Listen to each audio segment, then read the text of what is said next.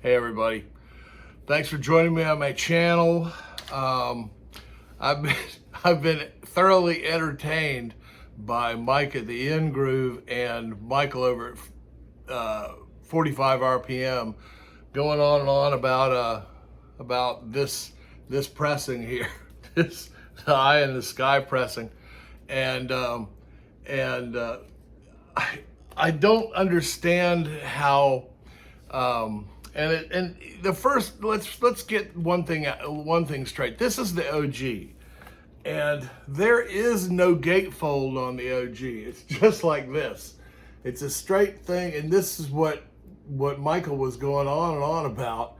And I get what he wants, a premium something, but you know what Mobile Fidelity has done, and I've been getting Mobile Fidelity since 78, 79. And they faithfully reproduce the genuine artifact, the original artwork and things like that. I've never seen them embellish and put more stuff and gold leaf on the eyes.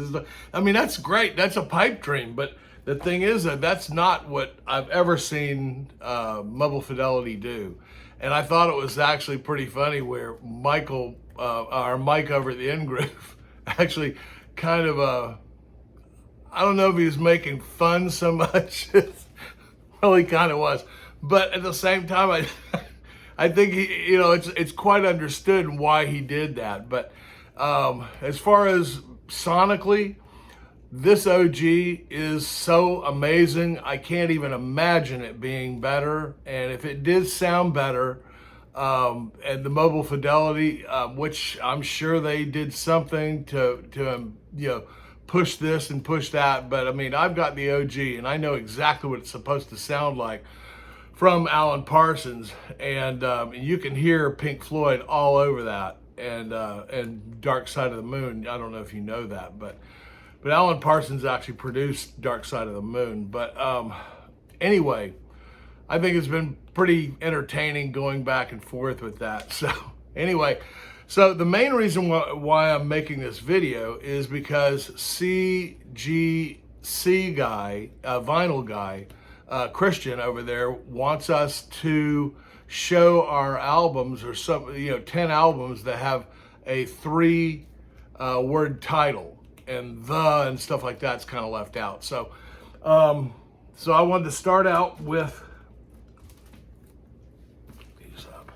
I'll start out with Bobby Caldwell, Cat in the Hat.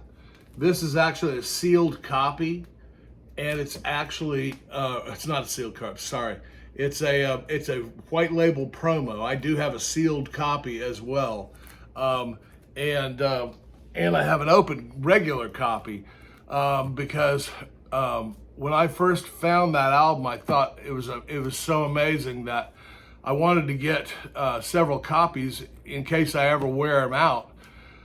And like I said, I mean, I've got a sealed one now. I have a white label promo, and I have another one that's open that I listen to also. But this is probably back in the early 90s, the Cloud Records in Miami burned to the ground. And you know that vinyl and heat, especially fire, don't play well together. So anyway, I'm glad I've got that. So here's my next one, is the Almond Brothers, and it's Brothers and Sisters, and this is a great album. This is actually a tribute album to the lost members, and that's why the children on here are children of the lost members. So, all right, the next one should make Rob happy over at Northern Revolution, because I had to slip a Beatles album in here, Let It Be. Okay, my fourth one is Caldera, and that's Time and Chance. And this is an incredible album. This is South American. progressive jazz, and it is like, if I had to really explain it, it's like Weather Report on acid. And the players are amazing, the songs are amazing. It's really worth, if you're a progressive jazz fan, you know, there's multiple titles. There's I think three different Calderas that were done, and it's worth definitely picking up. The next one is One Step Closer by the Doobie Brothers, and this is one of their last ones with Michael McDonald. And then we have Al Di Meola, Tour de Force. It was a live album, and this guy is so amazing. I mean, when he was, I think he was like 18 years old when Herbie Hancock picked him up and started using him in his group, and then changed the group into what's called Return to Forever. So another amazing album. Now here's another total different genre, Foo Fighters. And this is the first album that the Foo Fighters did that Taylor Hawkins, the drummer, did. He was on every single track in this album. This was basically his debut with Foo Fighters, although he did travel with them and did some tour dates initially. Now this is a group that I found years ago in the 80s, and I really fell in love with it. It's kind of like a guilty pleasure, but it's Frankie In The Knockouts. It's Below the Belt, and this is actually really good stuff. If you like 80s and 90s music, this is good stuff, and it's great music, great writing, and it's just fun. It's kind of, if I had to, you know, pigeonhole it, I'd say possibly it's kind of like Bon Jovi-ish. Okay, now I have Appetite for Destruction. This is going to be a hard one because it's gold foil. All this is foil. It's a foil front, but it's a beautiful album by Guns N' Roses. And that's Appetite for Destruction. It's holographic. And then my final one is Jamiroquai. It's Traveling Without Moving.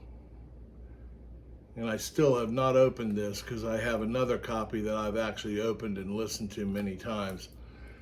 But this is a stellar album, and everybody should run out and grab this. It's got a really interesting video that they did Virtual Insanity. And as a photographer, it was kind of strange because I was looking at it, and this is before everything was digital and all this kind of fakery. And I watched it in amazement of what he was doing inside a closed room. And it looked like he was on an escalator, like a moving floor. But actually, what I figured out, and this is on my own, I haven't had it, I haven't had anybody tell me differently, but what I believe they did is they built like a semi trailer that had no bottom on the bottom floor, and they put walls up on the sides to make it look like, on the inside, to make it look like it's a room in a house. And they had a joist over the top that held it just like an inch over a floor, and then they slid it around indiscriminately with that joist, or what it's like a pulley over the top, and they slid it around underneath depending on the what do you call it, the choreography. And he would move around inside, and it just really looked crazy because the floor was moving all the time, and it never moved in one direction like this.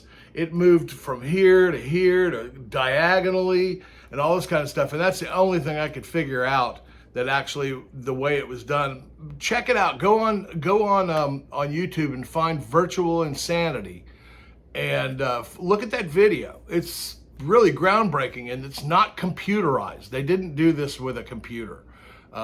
It's totally analog, and I really dig it. I thought it's amazing. But anyway, that's pretty much that's pretty much what I was that should satisfy what Christian wanted in the video.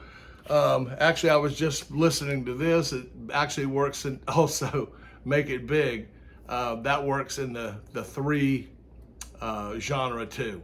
So anyway, I hope everything went good. You hope you guys are enjoying your 4th of July weekend, and stay safe, and don't blow off any digits with any fireworks. And remember what this holiday is really about. It's about us kicking some serious English ass. Have a good one, guys.